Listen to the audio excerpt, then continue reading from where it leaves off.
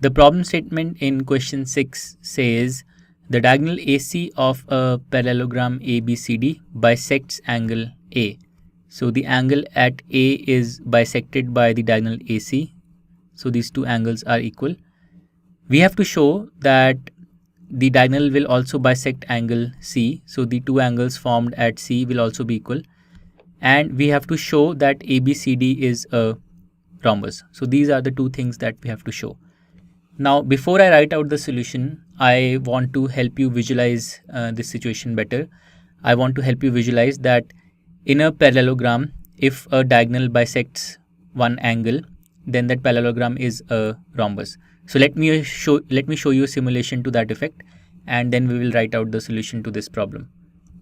So in this simulation here, you see a parallelogram ABCD, and I have shown the angles formed by one of the diagonals BD at one of the vertices D. So you can see that the two angles are right now unequal.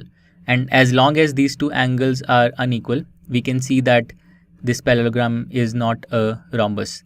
But now let me move one of the vertices and try and get these two angles to become equal.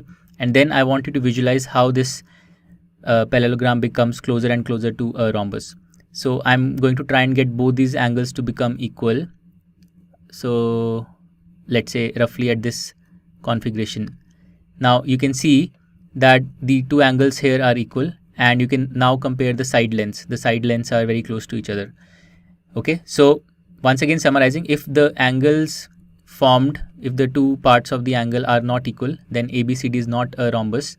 But if they are equal, no matter what their size is, but as long as they are equal, like this for example, then the parallelogram is a rhombus. So this is what we are going to show in the current problem.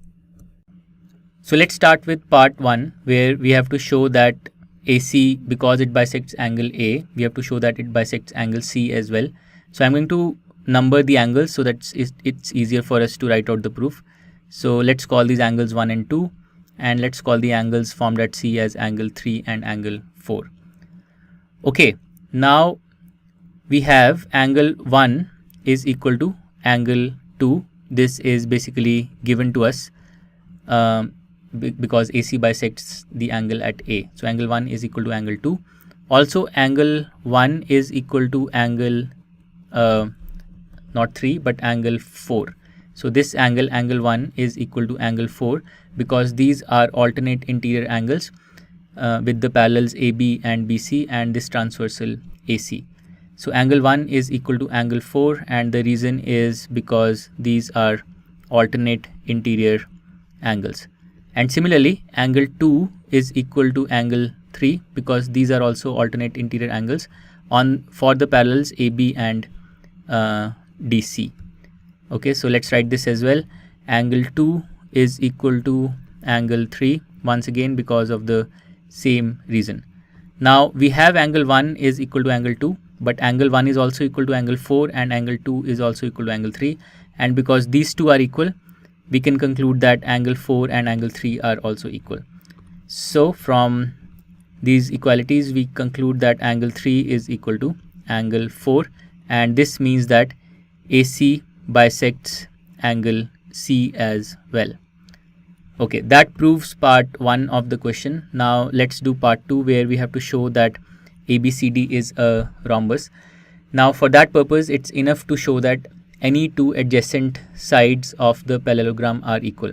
For example, let's consider sides AB and BC. If we show that these two sides are equal, then we are done, because if adjacent sides in a parallelogram are equal, then the parallelogram is a rhombus.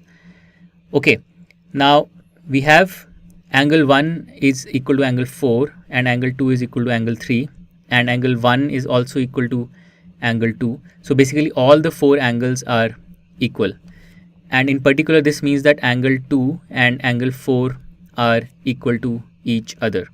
So let's write this out. So from part 1, we have angle 2 is equal to angle 4, and this means that because these two angles are equal, the sides opposite to them in triangle ABC must also be equal.